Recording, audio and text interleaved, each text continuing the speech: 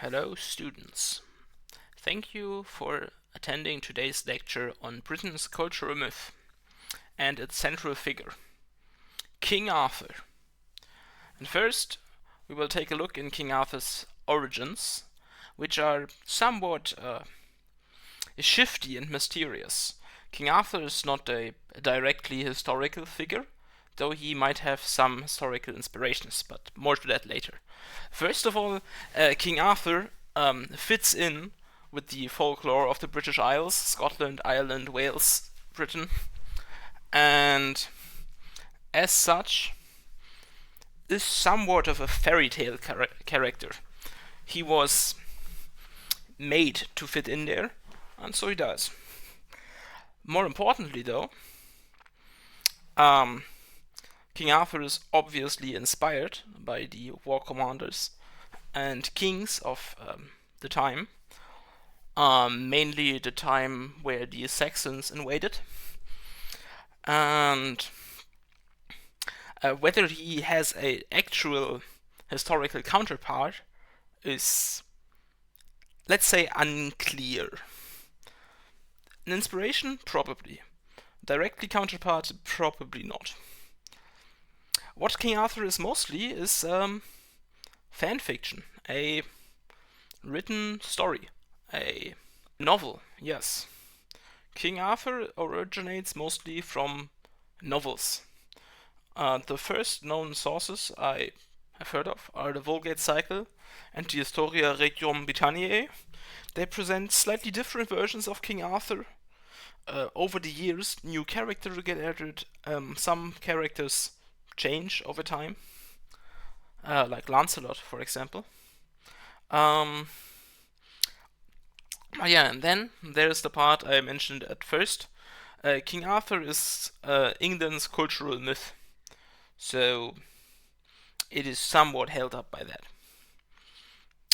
Which brings us to the second point of today. King Arthur's story is fan fiction, mainly. It's made of fan fiction. That means fan fiction is canon in this case here, which obviously means that fan fiction in this case is canon. This is canon. This is my point. Which brings us to the third point of today, King Arthur and how to identify them. First we have King Arthur. Signature sword, Excalibur, but that is not signature for her specifically, just for King Arthur. She belongs to the saber class, is quite small, and has this hair thingy there. I think it's called an youre there. She likes to eat. Apart from that, that is King Arthur. Great. Then we have an evil version. Also a saber version. That is what happens to King Arthur after you dip her in grey mud for a bit. Grey mud, for that, please refer to lots of lore.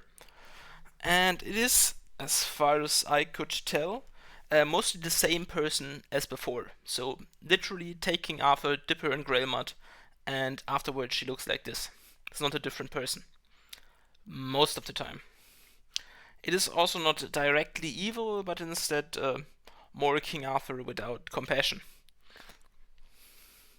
And everything is fine. Two King Arthurs, they have two swords anyway. Sure.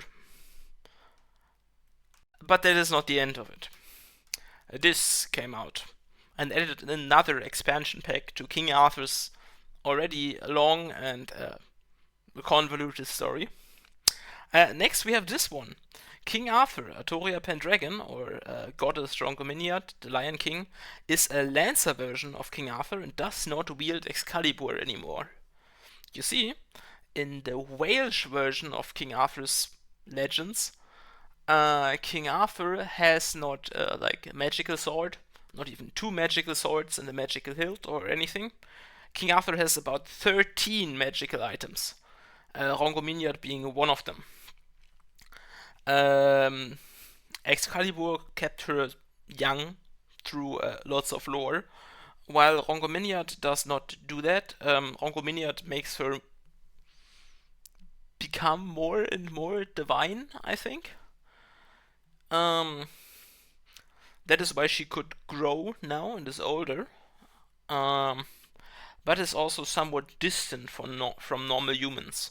One could even call her evil for that, since she does not concern herself with the uh, well being of her people and follows some divine plan that she made up.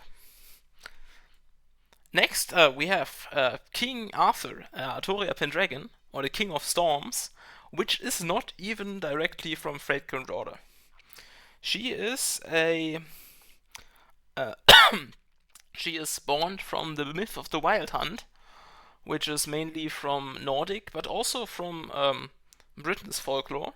It's a ghost storm, basically, that gallops over the night sky, mainly in the winter, and goes up to have fun shenanigans with passing by travelers, either stealing them or stealing from them or giving them gold or having contests of strength with them. And the Wild Hunt is always led by some kind of host. The earliest versions have Odin for that, but there are many hosts of the Wild Hunt, and King Arthur is one of them. So this is basically an afterlife version of King Arthur. It is also therefore not necessarily evil. It is just some spooky ghost version. Oh yeah, and then we have Saber Lily, also Saber class. That is just the King Arthur that we had at the first time, but younger. Um, you could say in her formative years, she has yet to gain Excalibur, the sword from the lake, and still has Caliburn, the sword from the stone. They are not always distinct in King Arthur stories, but sometimes they are. I think also Caliburn is just the French version of Excalibur. Oh, either way. Uh, yeah, then Christmas happened and King Arthur got possessed by Santa. Or something. She now has a slate, a reindeer, belongs to the rider class, and wields a big sack of presents that she hits people with. It's also a great moment to establish a bit of lore for the edgy versions of King Arthur. All Saber versions, well, all King Arthur versions are hungry. But the more edgy, the more they like fast food. Yeah. Yeah, just as much as Christmas can change somebody, summer can too. This is just King Arthur at the beach, and somebody gave her a water gun, which makes her an archer. Yeah, not much to say here. Oh, and yeah, this is actually a different character uh, from the Alta version we saw before.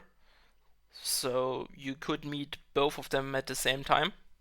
She now has a sniper rifle, a motorcycle, a gun, maid outfit, and I don't know. Um, she's a rider now. Oh, and then something terrible happened. An expansion to the King Arthur multiverse that nobody ever wanted. And it gave us this. A mysterious heroine X. She calls herself Saber the Definitive Edition and is not even a Saber anymore. She's an assassin. She tries to eradicate the plague of King Arthur's that we have seen so far to, I guess, become the Definitive Edition. And secretly, don't tell anybody, she actually is King Arthur. Crazy, I know. Then we have Mysterious Heroine X Alter, you know, the evil, edgy version of her, which is not actually her in this case. It's a Sith Lord, and I think they went to the same high school or so. She's a berserker and has a little astromech droid. Cool. Yeah, she likes sweets. Oh, and then we have Mysterious Heroine XX. That is the secret identity of Mysterious Heroine X. Uh, and yeah, she's also older now and works for the Space Police. She does now own a mech suit. Great. She's also foreigner class, which takes too long to explain and wouldn't make sense anyway. Same here, Mysterious Idol X Alter. The Sith Lord from before is now an idol. Why? I don't know.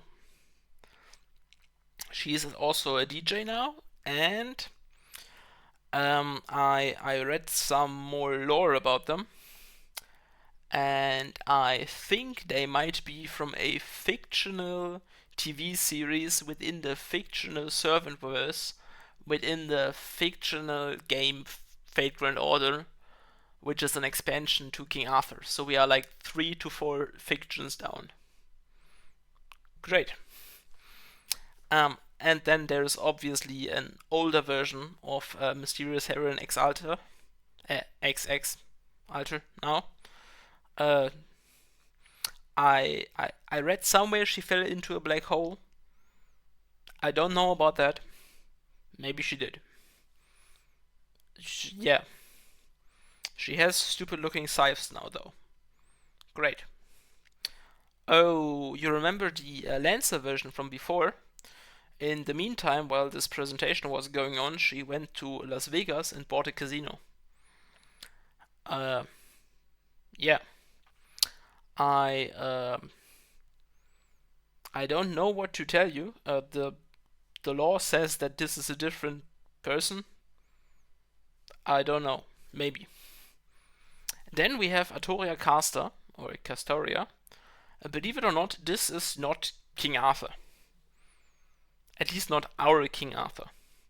She pulled a magic stick, like that one, from a stone instead of a sword, and she kind of shares some of King Arthur's fate, like being the chosen whatever. In King Arthur's case, king, and in her case, I am not even sure as what she is chosen. But she, for example, has no relations to King Arthur's relatives. She is not in any way related to Uther Pendragon or so. Yeah. Oh, and this is Artoria Casta Berserker, short Alcas. Yeah, the normal version is the best support character in the game. She is one of the best DPSs in the game.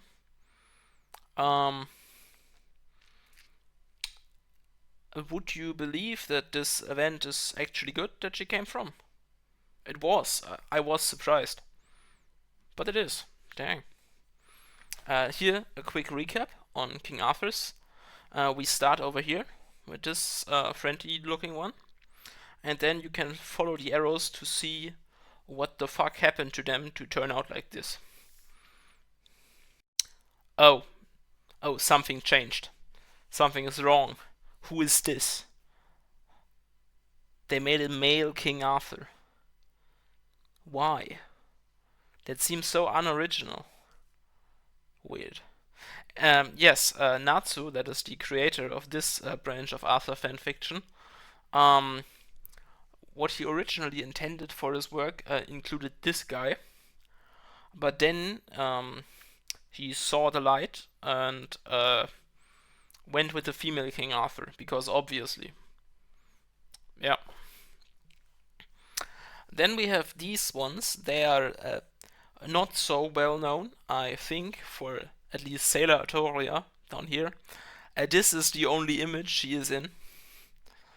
Saber Lion, of course, is a very important character. Play on the Lion King and all. Ultra Heroine Z is from the Servantverse again.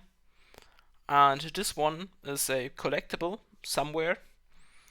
And yeah, then there's a very weird timeline where Artoria herself is a wizard and not a caster. Crazy. But yes, let's put them also in the diagram. Great stuff. Oh, oh shit. Um, you see, this expanded King Arthur lore here is from Fate, and for some reason, every Fate property has their own version of King Arthur. King Arthur is the one for Fate entirely, then we have Castoria for Fate Grand Order, but everybody else has to have somebody who looks a bit like her. So why not? We include them as well. First of all, there's Jeanne d'Arc. Jeanne of Arc, I don't know. I can't speak French. She is French, not British. She also has this helmet thing there. I think it's a tiara or so.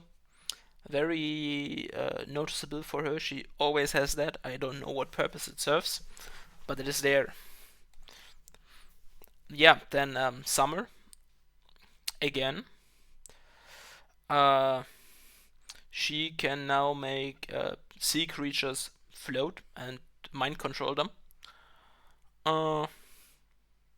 She's an archer now. Throwing dolphins classifies you as an archer. Write that down, that is important for the test later. Then we have Jeanne d'Arc Alter. She is actually not Joan of Arc. She is somebody's OC canonically. Somebody simped too hard, made a wish, and she is what came out. Yeah. Obviously, there's a summer version for her if a normal Jeanne gets a summer version, because, yeah, she has now 3 katanas, which makes her thrice as strong as somebody with 1 katana, I think. And then there's a Christmas version for her, where she drank a youth potion. Now it's small. Then there is a biblically accurate gamer that looks like Jeanne. That is not Joan of Arc. But an angel, I think in this version, would just look like light. And to not just be light, she took the skin from somebody else to look like something else. So she took the most prominent saint she could find. Then we have Indian Joan of Arc, who is not actually Joan of Arc, but instead Lakshmi Bai. I think she's an Indian revolutionary. And again, she's not Joan of Arc. She has a gun and a sword, which makes her a saber. Then we have Grey, who is directly from Fate Canon and from our time.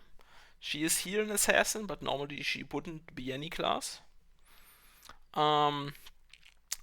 You know, King Arthur has this whole story about him, where he will return one day. He's actually just sleeping on the Isle of Avalon, or under the mountains, or under a lake, depending on the story.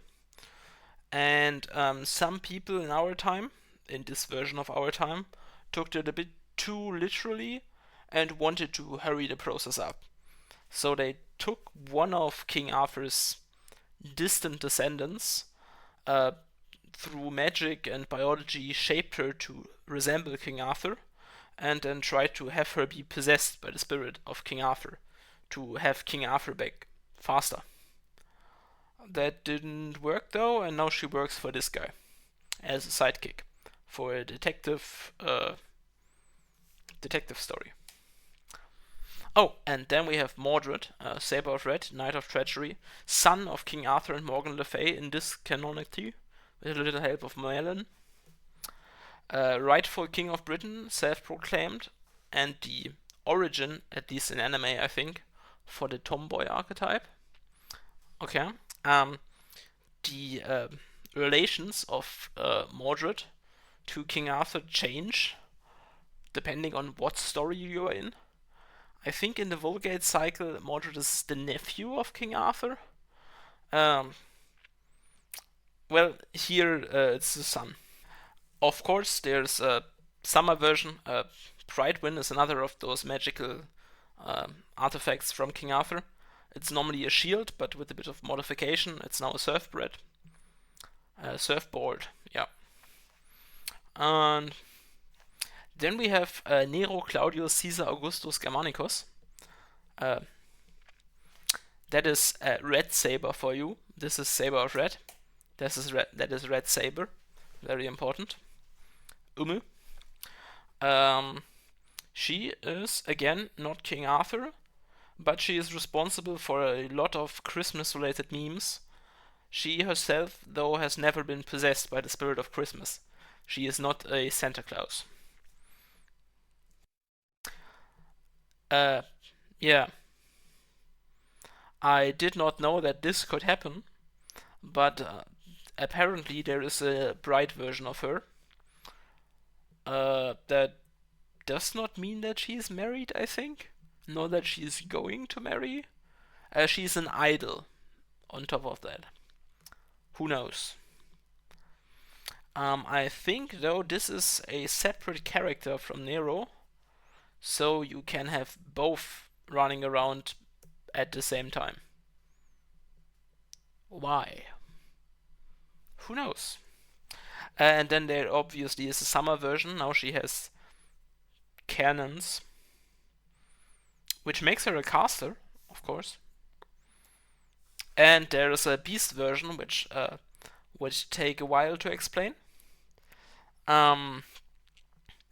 This is technically a Nero, though it is not Nero from before, but instead a weird reanimated version of Nero after her death, I think. Or just a Nero shortly before her tragic death. Who knows? Being a Nero makes her look like King Arthur, though, so this also looks like King Arthur. Not joking. By the way, apart from the symbol on the top right here, everything on this screen is the same being. All of those are Draco. Yeah. Oh, and then we have Morgan Le Fay, or Vivian, or Nimue. That is actually not a creation of the game. Vivian, Nimue, and Morgan Le Fay are sometimes the same character. Depends on what King Arthur version you're reading. In this game, though, the normal version of Normal Le Fay and the version we are seeing here are distinct. This is the Fey version of Morgan Le Fay. Luckily, they pretty much look the same, so that doesn't matter. The normal version of Morgan Le Fay is the sister of King Arthur and mother of Mordred. The Fey version is not related to any of them. And yeah, she is a fairy queen, Grand Fey, at least the Fey version. And the normal version is also a Fey, like half a Fey.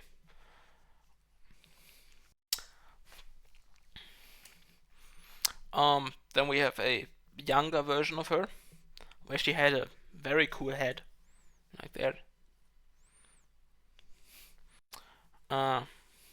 And a summer version that is up here and there. She had a different name back then. Ask, Ash, who knows? Tonelico. We go with Tonelico.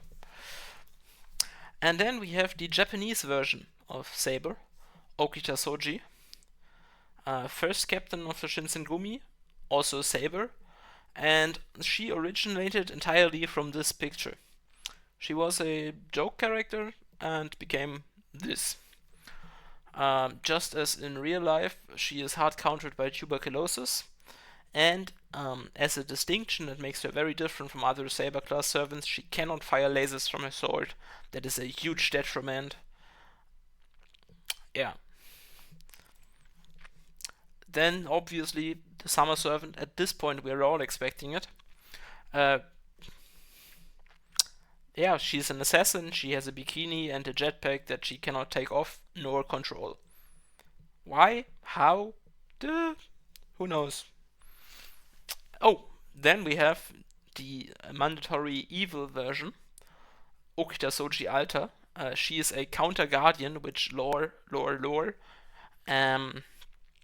which also means that she is specifically crafted for one battle.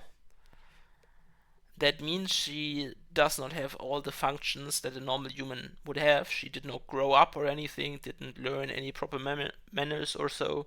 She just spawned in, ready to fight. That means she lacks some common knowledge and is a bit stupid. But on the flip side, she can fire lasers from her sword, which makes her a good saber. She is not a saber though, she is an alter ego, which you might not think so, but that is the most stupid thing I've told you so far. Alter egos as a whole. Oh, and then there's obviously a summer version of her. The sword, Rengoku, is still named Rengoku, but no longer a sword. It's this child there now. Since her sword got replaced by a child, she got 3 swords to replace that. 1, 2, 3. I guess 3 swords are enough to make a saber servant, so she is a saber servant now. Cool. Here, again, to have a look. Again, we start from here. And then we have some other starting points for non-King Arthurs that just look like King Arthur.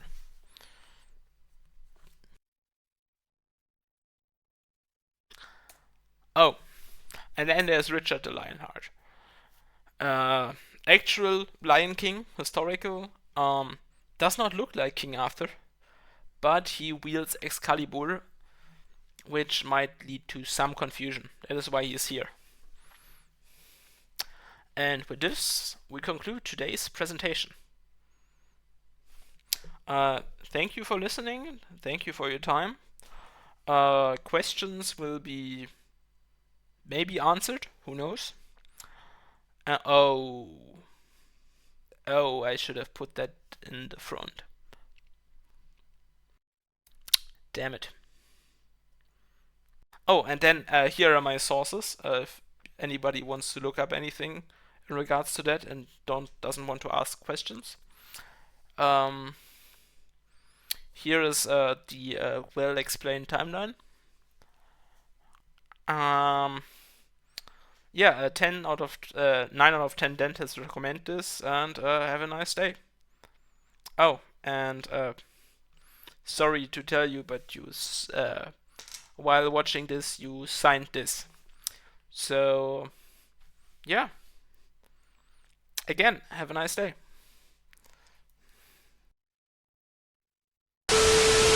This is what you face. We are your genetic destiny. We are knowing. This is true